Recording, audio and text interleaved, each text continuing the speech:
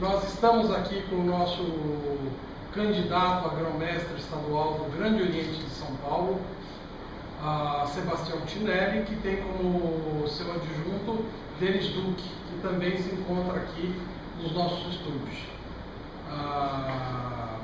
Eu gostaria de agradecer o candidato a essa sua entrevista. Candidato, considerando o volume de reais do Grande Oriente de São Paulo, que é de 4 milhões e 700 milhões para o GOSP, 11 milhões,1 milhão para a mútua, totalizando 15,8 milhões, e um montante de recurso disponível no Grande Oriente de São Paulo é de 12,1 milhões no GOSP e 9 milhões na mútua, totalizando 21,1 milhões. Eu pergunto para o candidato, como o candidato pretende administrar esses recursos do Grande Oriente? Inicialmente, meu boa tarde ao povo maçônico e ao entrevistador. Nós ainda não temos uma informação importante.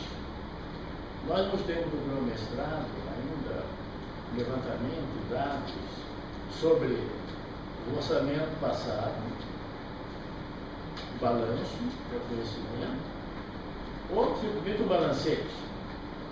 Porque, sendo uma pessoa de direito privado, ela tem até abril para prestar sua declaração de imposto de renda. Mas sempre uma obrigação importante é transmitir ao povo maçônico essa posição. Nós não temos ainda essa posição.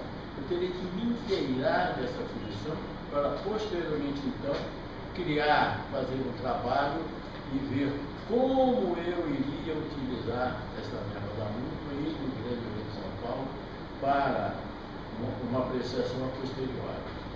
Por falta desse elemento, não posso transmitir com mais detalhes essa informação. Ok, candidato. Então vamos à segunda, terceira e quarta, quinta e sexta pergunta numa única tacada. Candidato, eu gostaria que o candidato falasse quantos maçons nós temos no Grande Oriente de São Paulo, qual o número de lojas do Grande Oriente, qual o número de irmãos que iniciam e que pedem os kits, morrem, coisas desse tipo.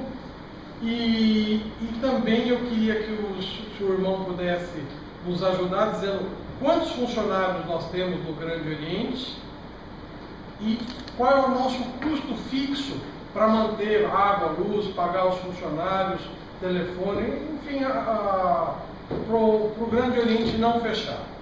Observe vocês o seguinte, a falta de informação como é importante. Nós estamos há muito tempo sem uma informação direta, sem um canal direto de informação. Nós não temos essa informação elencada e transmitida ao povo maçônico com relação a esses dados. Mas, abreviando e podendo responder à altura, nós temos mais ou menos um número de lojas no estado de São Paulo de 760 lojas. Fora aquelas que, porventura, foram consideradas ilegais e virtuais, como falam, e se elas estão ainda presas, ligadas a esse montante ou não. Se não, será um pouco menos. Se não, elas poderão estar nessa casa de 760. Nós temos também, com relação ao povo maçônico, uma média de 22.500 a 23.000. Tudo dependendo desses irmãos que foram afastados devido a essas lojas virtuais que existiam apenas no papel, mas que realmente não existiam, que nós temos lojas fantasmas. Essa informação ainda não chegou ainda ao povo maçônico, mas de uma maneira indireta ficamos sabendo da existência desse pessoal que estava trabalhando naquela oportunidade. Com relação ao número de funcionários em São Paulo, que nós chamamos de empregado, a relação entre o empregado e a empresa, que eu acho que não deixa de ser uma empresa, ela tem base de 23 empregados, fora aqueles contratados para determinadas tarefas, que poderá oscilar uma margem de até 30, mais ou menos. custo fixo, nós temos um balanço de outubro de 2013. De outubro de 2013 para cá nós não temos ainda. Falta de informação. Aquele canal de comunicação que não está funcionando. Mas nós temos em conta, devido àqueles papéis, 1.100.000, 1.200.000 é o nosso custo fixo. Agora, somente com o pessoal. Agora, incluindo as secretarias, as grandes secretarias, nós chegamos mais ou menos a 4.100.000, 4.200.000, é o que temos mais ou menos em conta. Não sei se respondi a todas as indagações, mas parece que sim. Sim, candidato. Respondeu.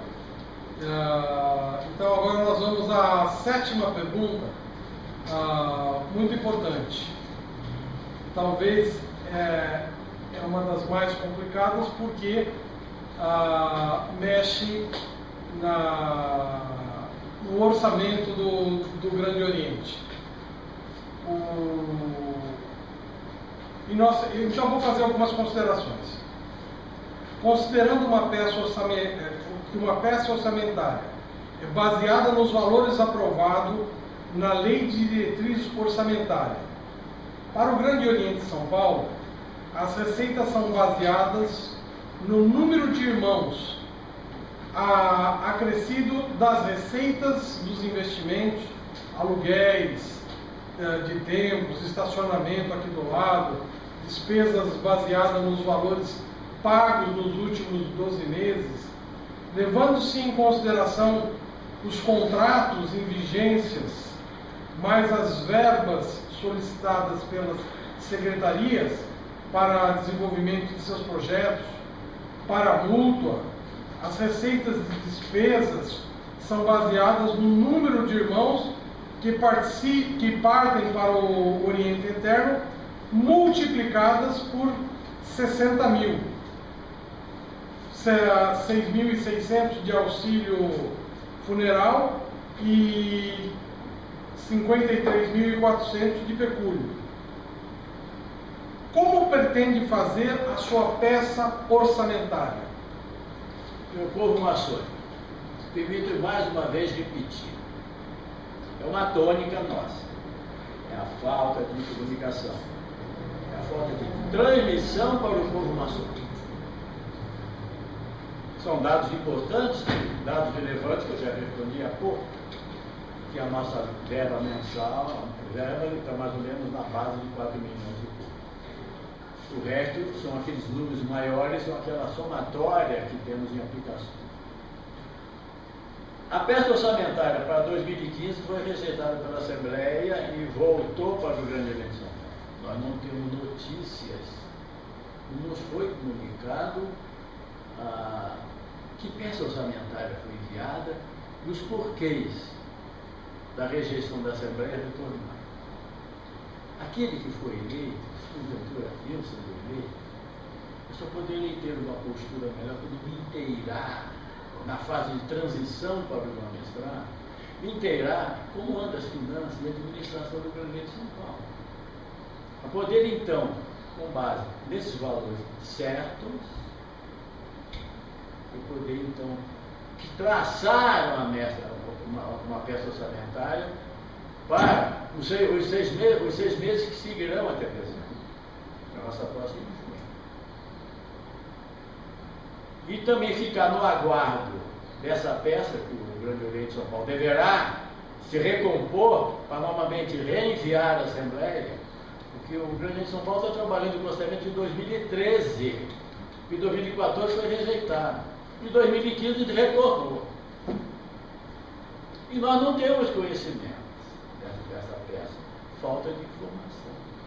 Se houvesse esse canal de comunicação com o povo maçônico, nós poderíamos então estar bem mais a par desse detalhe. A falta. Candidato, nós temos 70 fraternidades femininas no Estado. Como o candidato pretende expandir as frafrens, ou seja, as fraternidades femininas? Nós temos, em média, Aliás, a sua esposa faz um excelente trabalho na loja de vocês, muito admirado. Quero deixar um abraço a ela.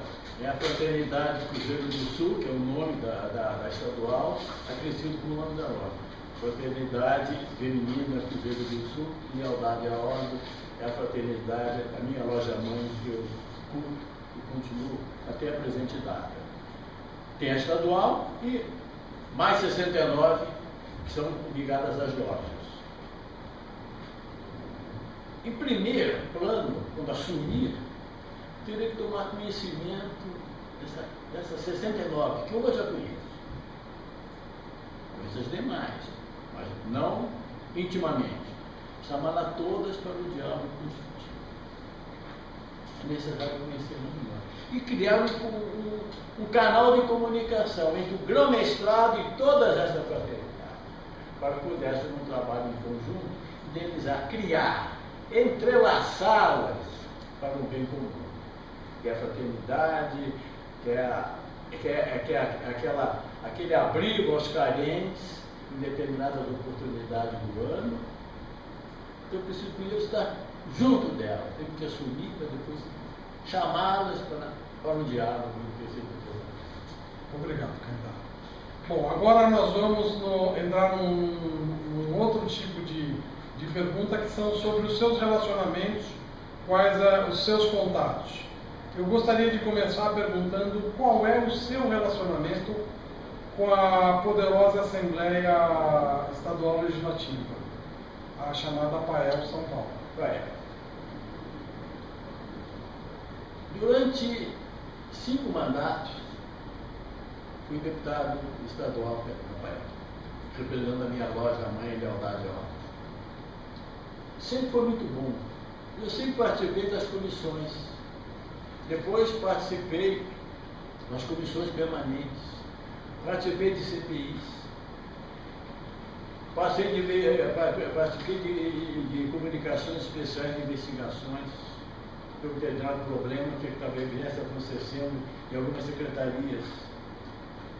Assumi os cargos da mesa diretora. Fui vigilante, fui secretário, fui orador e presidente por 2 vezes.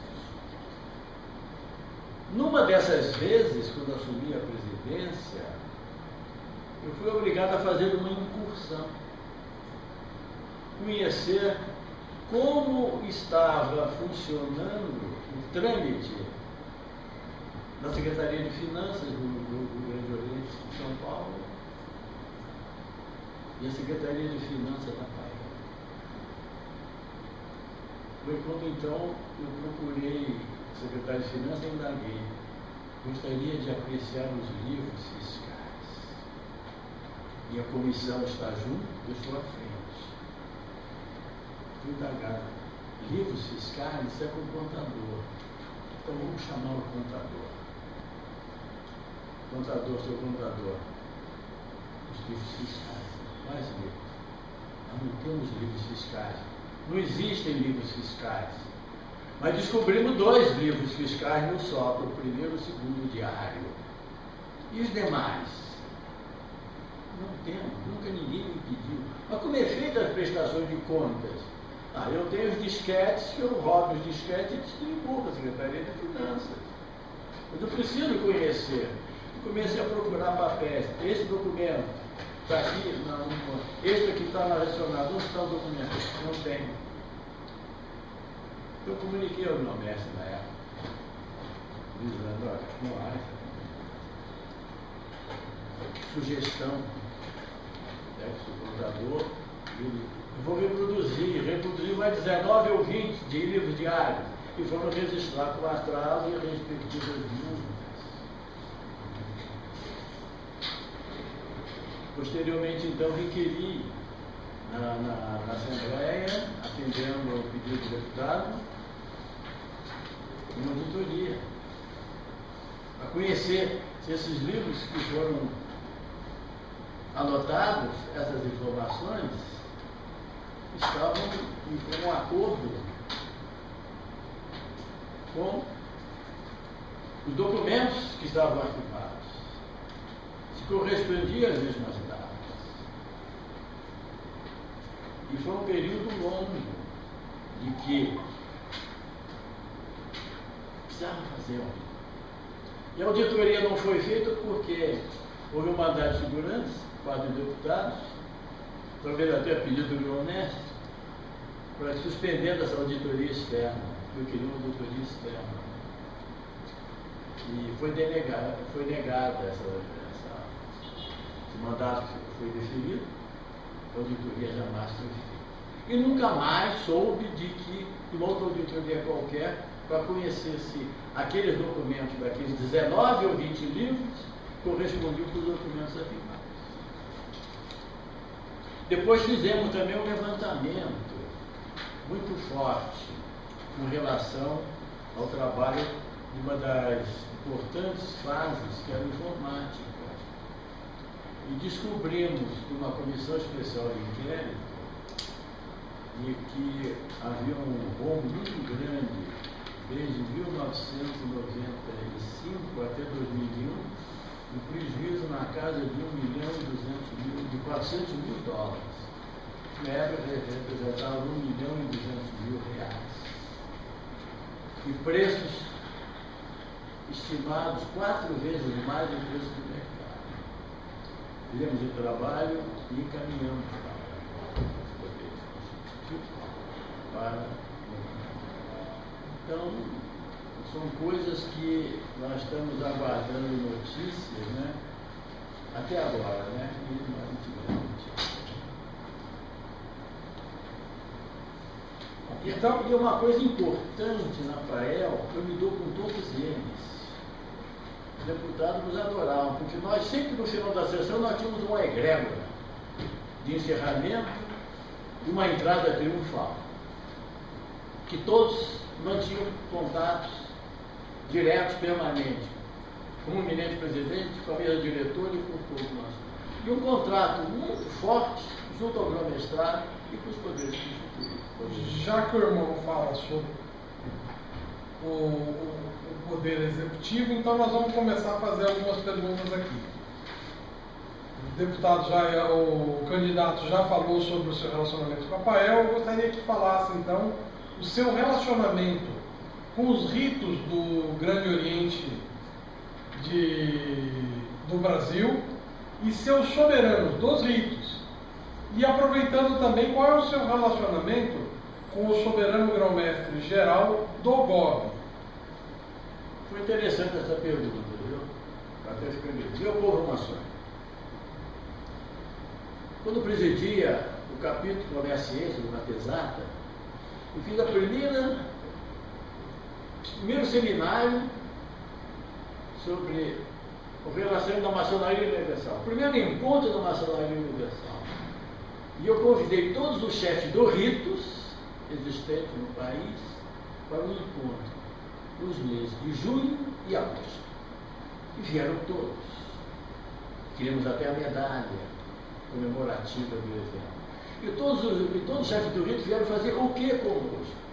Nos entrosarmos e cada um começou então a transmitir a filosofia de seu rito. E todos aqueles presentes que estavam participando do evento, maçons, mestres maçons, ficaram com todo conhecimento do que o significado e os objetivos do rito moramita, do rito brasileiro, do rito moderno, do rito adoniramita, do rito escocês antigo, de todos os ritos. E esse movimento se modificou. Novamente, 2 meses de agosto, novamente o segundo encontro para trazer as conclusões, as sugestões que eles queriam fazer. E é pensamento nosso agora também, de volta e meia, chamar todos os ritos uma sessão juntas, para que nós pudéssemos entrosar e que eles pudessem transmitir para nós a evolução ou involução do rito e porquês. E conseguimos condições e soluções de poder nos aproximarmos mais. Sempre mantendo o respeito mútuo, cada um tem o direito de optar ou trabalhar naquele outro rito, né? Mas sempre mantendo o respeito mútuo. Que são os ritos do Brasil, a maçonaria do Brasil deve atender o rito do Brasil. E o relacionamento com o chefe do Grande Oriente do Brasil sempre foi altaneiro. Desde quando entrei e no Rio de Janeiro, eu estava junto com ele, mudou a capital federal, eu estava em Brasília, sempre mantive o relacionamento. E com o atual também. Mesmo como presidente da PAEL e como deputado federal, que sou agora, inclusive presidente da comissão de alteração do Código Eleitoral, que já vai para plenário agora em março, né, em que eu tive a oportunidade de presidir, e muito satisfeito, e fazer um elogio muito grande ao Luciano Ferreira Leite, que foi o relator, fez um trabalho belíssimo, um trabalho em conjunto, né, e vai para plenário agora em setembro. É muito bom, é altaneiro, e sempre mantendo um respeito muito forte. Obrigado, candidato. Então vamos agora para os projetos. Em primeiro lugar, eu gostaria de saber qual é o seu projeto de expansão da nossa ordem aqui no Estado de São Paulo. Qual é o seu projeto na área cultural maçônica? E aproveitando também, quais os principais objetivos e metas caso o senhor venha a ser eleito, candidato? Se eleito, meu povo maçônico, tem algo importante, que quando eu era mocinho, e muitos de vocês não eram mocinhos, vocês tinham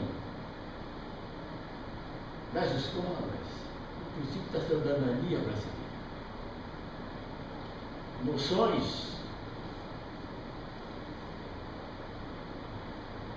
dos símbolos da bandeira nacional, que representa a bandeira, como era a organização nacional nossa, criando um espírito de brasilidade entre nós. E na maçonaria, quero criar um espírito de cidadão maçônico. Eu não quero apenas aquele que entra, seja um aprendiz, depois de um tempinho, seja companheiro, depois mestre. E tem que, desde o começo, ter o princípio de ser maçom mesmo, no sangue, ser maçom. Não ser um mero aprendiz. Seja homem maçom. Cultivar. Ter um canal direto do meu mestrado, no curso maçônico. Na pesquisa a cada momento sobre a atuação do grão-mestre e do seu adjunto. E ter um adjunto mesmo. Não como temos agora. Temos apenas um grão-mestre. Temos um adjunto no papel. Sobre a condução dos trabalhos.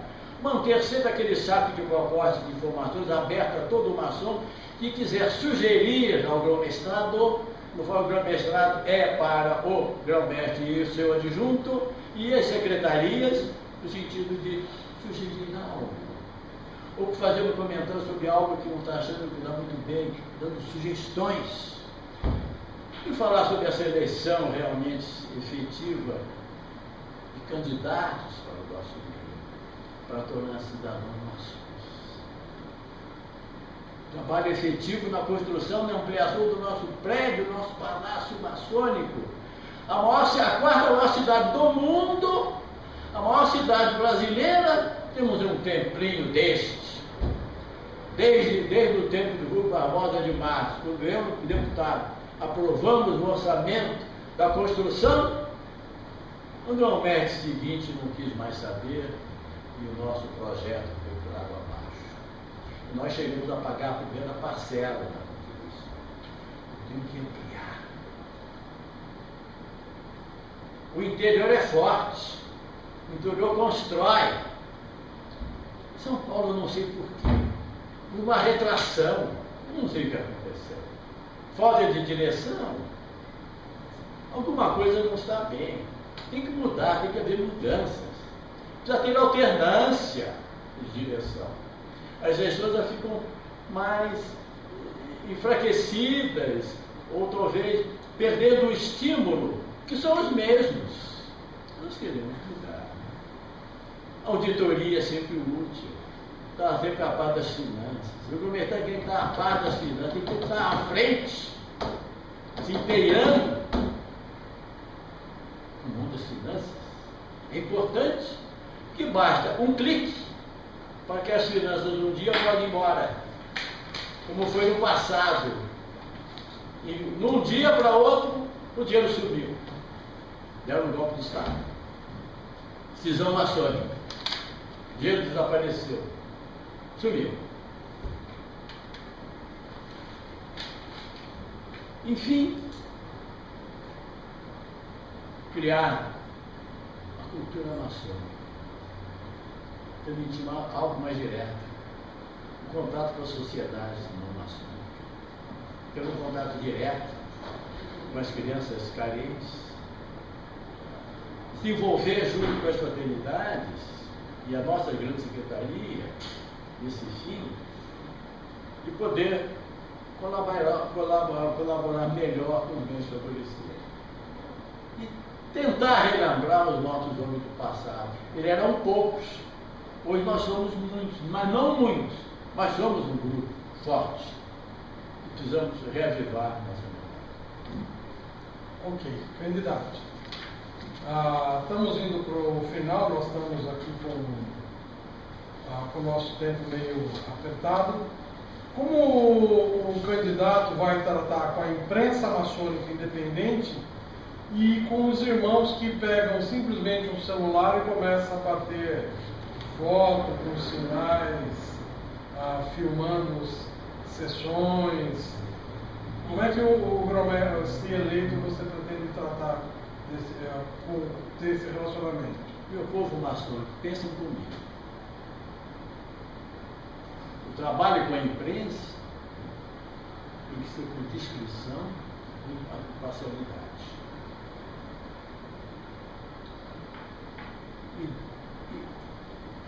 Devido a essa falta do grão-mestrado se inteirar realmente os problemas que vão surgindo face à modernidade que está havendo, nós estamos no século XXI, nós não estamos no século XIX, nem no século XX, no século XXI. Se adequar à realidade. É preciso da cultura esse povo maçônico. Esses soldados que vivem nesse grande acampamento que é a maçonaria. Nós somos um grande acampamento, com a formação de tendas a nosso lado. É uma maneira de dar mais instruções e tornar o homem maçom mais digno. Evitando essas brincadeiras de mau gosto, usando a internet, fazendo gracinhas e piadinhas bobas.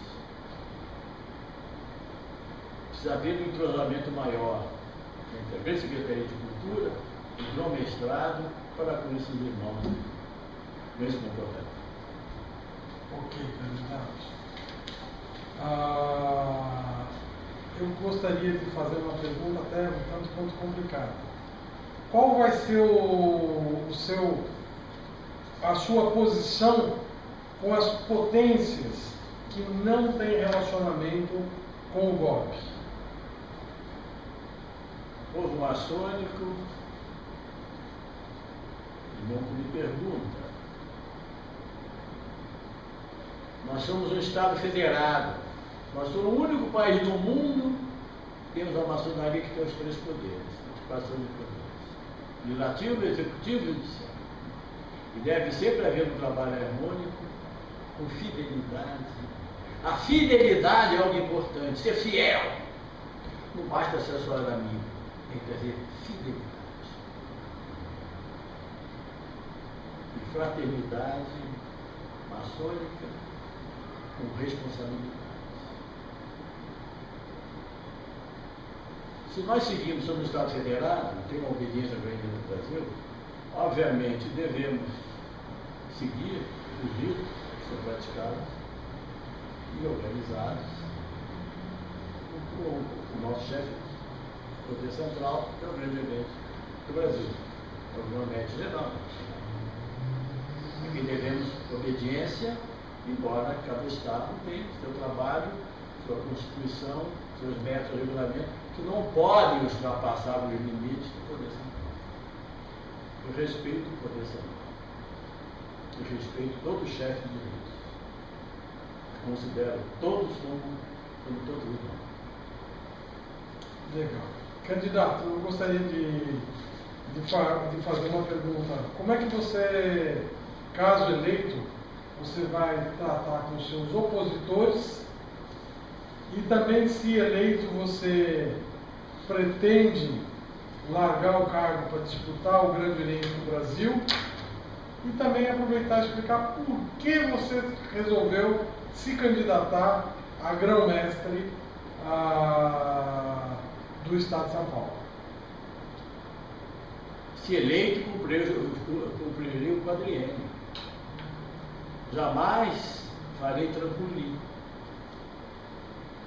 largando o status que tem, querendo abiscoitar o outro assim. Jamais. Ok. E os opositores sacam em água ou como vai tratar? Deveria tratá-los mal? Perguntando. Não, de maneira nenhuma. Nós somos todos irmãos. Respeito as opiniões deles e tenho as minhas. Posso até não aceitar algumas opiniões dele, também tenho o direito de não aceitar as minhas, mas no fundo somos irmãos, não vamos nos agredir.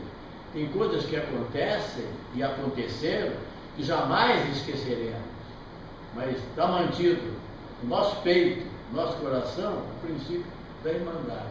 Somos irmãos. Ok. Então, candidato, como nós estamos já chegando no final, eu queria que o candidato desse suas considerações finais, que nós já estamos com 32 minutos da nossa entrevista, e por isso que eu gostaria de saber, nesse espaço, fale o que quiser. Muito obrigado. Ponto finalizando, em considerações finais, permite-me, povo maçônica, que eu faça uma pequena leitura de umas anotações que eu fiz, que é muito importante para nós. Decidi repentinamente, um dia para outro, assumir a obrigação de lutar pela alternância de gestão. Há anos embolido em seco certas controvérsias entre os poderes. A administração não está transparente, faltam-nos informações, procedimentos de projetos encaminhados ao legislativo mal alinhados, com reprovações, devoluções para as explicações, falta de entrosamento, salvo melhor juízo, talvez por falta de uma melhor assistência ou rugas de propósito. Falta de projetos para elevar São Paulo ao pódio com obras que há dezenas de anos poderiam ter sido efetivadas e jamais o foram. Criação do projeto de reconstrução de nossa edificação, que é precária e não é condizente com a quarta maior cidade do universo, que é São Paulo. Seria de bom ouvido conhecer tantas coisas do passado não muito remotas, de desperdício de moedas cunhadas, em coisas de informática de dezenas de milhares de dólares, da falta de escrituração contábil de entradas e saídas de moedas cunhadas pela total falta de livros diários. Os livros foram também comprados na minha gestão quando presidente da Assembleia do Mestrado, escriturados pelo contador da época, que dizia apenas possuir disquetes. A auditoria não aconteceu. Houve mandado de segurança, houve recurso até hoje sem ter conhecimento. São fatos passados que foram esquecidos, que jamais poderiam ter acontecido. Houvesse no gospel, no Grande Oriente Estado de São Paulo, realmente vontade de dirigir ou simplesmente mencionar. Já fui grão-mestre do gospel, como alguns mencionam. Eu já fui venerado do gospel. Tenho sentido falta de interação maior de nosso povo e dirigente. No nosso palácio, orgulho da maçonaria brasileira.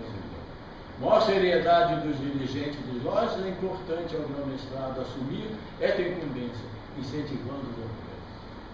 No interior, o faz. Apenas no interior o faz e fala bem. Em São Paulo, apenas o Chico e um pouco mais. Não sei porquê. Queremos mudanças, queremos novas ideias. E vamos mudar ou manter tudo aquilo que vivenciamos nesses últimos 16 anos? Que o grande arquiteto ilumine e faça uma programação. Vote secretamente, sem interceptações e subserviências de quem quer que seja. Vote 3, vote na chapa Novo Tempo, com Cinelli e Demiduc. Obrigado, meu povo maçônico. Obrigado, irmão perguntador. Obrigado, agradecemos a sua entrevista, que muito vai engrandecer a nossa rede. Obrigado.